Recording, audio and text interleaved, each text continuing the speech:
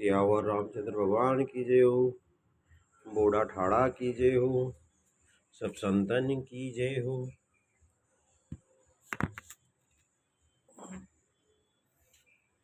गीता महारानी की जय हो।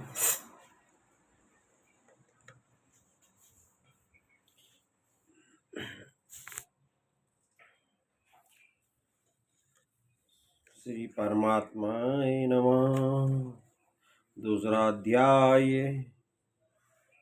संजय बोले कि पूर्वोत्तर प्रकाश में करुणा में करके व्याप्त और अनुशंसाओं से पूर्ण तथा व्याकुल नेत्र वाले शोकयुक्त तथा अर्जुन प्रति भगवान मधुसूदन यह वचन कहते हैं।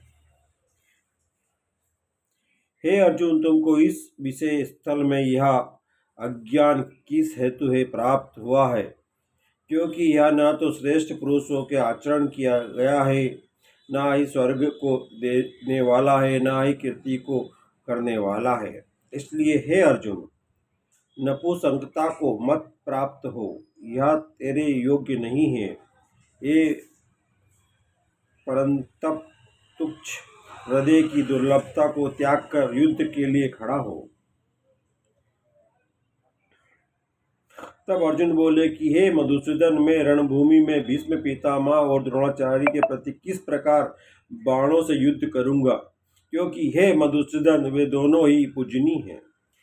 इसलिए इन महानुभावों गुरुदेवों को मैं मारकर इस लोक में शिक्षा का आनंद भी भोगना कल्याणकारक समझता हूँ, क्योंकि गुरुदेवों को मारकर भी इन लोकों में रुधिर रस में सने हुए अर्थ और कामरूप भोगों को ही भोगूंगा। और हम लोग यह भी नहीं जानते कि हमारे लिए क्या करना श्रेष्ठ है, अथवा यह भी नहीं जानते कि हम जिएंगे या हमको भी जीतेंगे, और जिनको मारकर हम जीना भी नहीं चाहते, वे ही धृतराष्ट्र के पुत्र हमारे सामने खड़े हैं। इसलिए कार्यकारिता रूप दोष करके उपहत हुए स्वभाव वाला और धर्म के विषयों में मोहित चित्त हुआ मैं आपसे पूछता हूँ, जो कुछ निश्चय किया हुआ कल्याणकारक साधन हो वह मेरे लिए कहिए, क्योंकि मैं आपका शिष्य हूँ। इसलिए आपकी शरण हुए मेरे को शिक्षा दीजिए, क्योंकि भूमि में निष्कपट धन ध्यान संपन्न राज्यों को देवताओं को के स्वामी पाने का प्राप्त होता है। मैं भी उस उपाय को नहीं देखता हूँ कि जो मेरी इंद्रियों को सुख वाले शोकों को दूर कर सके। संजय बोले, हे राजन, निद्रा को जीतने वाले अर्जुन अत्यामी श्री कृष्ण महाराज के प्रति इस प्रकार कहकर फिर श्री गोविंद भगवान से युद्ध नहीं करूंगा ऐसे स्पष्ट कहकर चुप हो गए। उसके उपरांत ये भरतवंशी धृतराष्ट्र अंतर्यामी श्री कृष्ण महाराज ने दोनों सेनाओं के बीच में उस शोकयुक्त अर्जुन को हंसते हुए यह वचन कहे, हे अर्जुन, तू न शोक करने योग्य के लिए शोक करता है और पंडितों के लिए वचनों को कहता है, परंतु पंडित जन जिनके प्राण चले गए हैं उनके लिए और जिनके प्राण नहीं गए उनके लिए भी शोक नहीं करते, क्योंकि आत्मा नित्य है, इसलिए शोक करना अयुक्त है। वास्तव में ना तो ऐसा ही है कि मैं किसी कालम में नहीं था, अथवा तू नहीं था, अथवा ये राजलोग नहीं थे, और ना ही ऐसा ही है इससे आगे हम सब नहीं रहेंगे।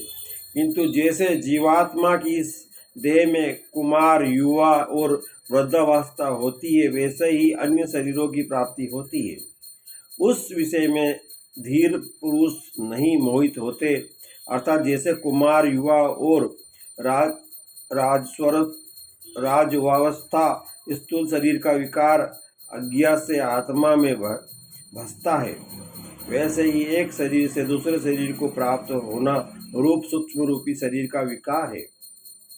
बीज ज्ञान से ही आत्मा में बसता है। इसलिए तत्व को जानने वाला धीर पुरुष इस विषय में नहीं मोहित होता है।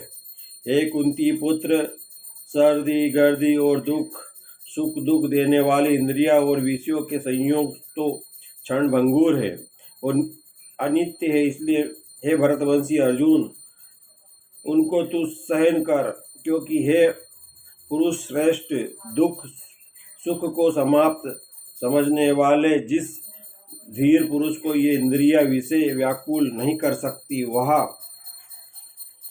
मोक्ष के योग्य होता है। और हे अर्जुन, अतत वस्तु का तो अस्तित्व नहीं है और सत्य का अभाव नहीं है। इस प्रकार इन दोनों का ही तत्वज्ञानी महापुरुषों द्वारा देखा गया है। इस न्याय के अनुसार ही नाशहीनता और उनको ज्ञान की जिससे हम संपूर्ण जगत व्याप्त है, क्योंकि इस अविनाशी का विनाश करने वाले को कोई भी समर्थ नहीं है। और इस नाश रहित अप्रेमेय नित्य स्वरूप जीवात्मा के ये सब शरीर नाशवान कहे गए हैं। इसलिए हे भरतवंशी अर्जुन, तो युद्ध कर। जो इस आत्मा को मारने वाला समझता है वह तो उसको मरा मानता है। वे दोनों ही नहीं जानते, क्योंकि यह आत्मा ना मरता है और ना ही मारा जाता है।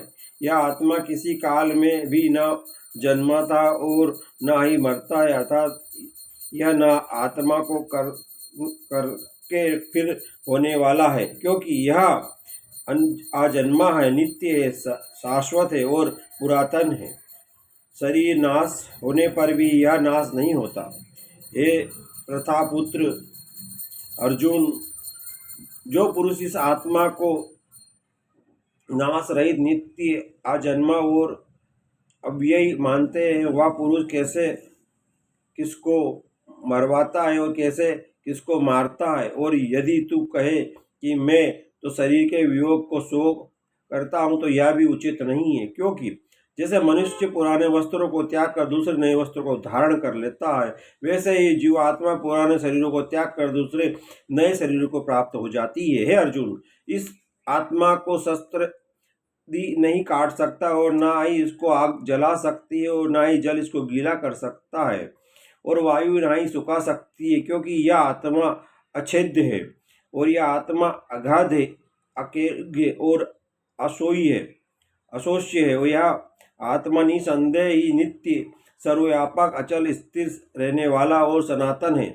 यह आत्मा अव्यक्त अर्थात इंद्रियों अविष्य और यह आत्मा आचित्य अर्थात मन का अविषय और आत्मा विकार रहित अर्थात बदलने वाला कहा गया है। इसे हे अर्जुन, इस आत्मा को ऐसा जानकर तू शोक करने योग्य नहीं है, अर्थात तुझे शोक करना उचित नहीं है।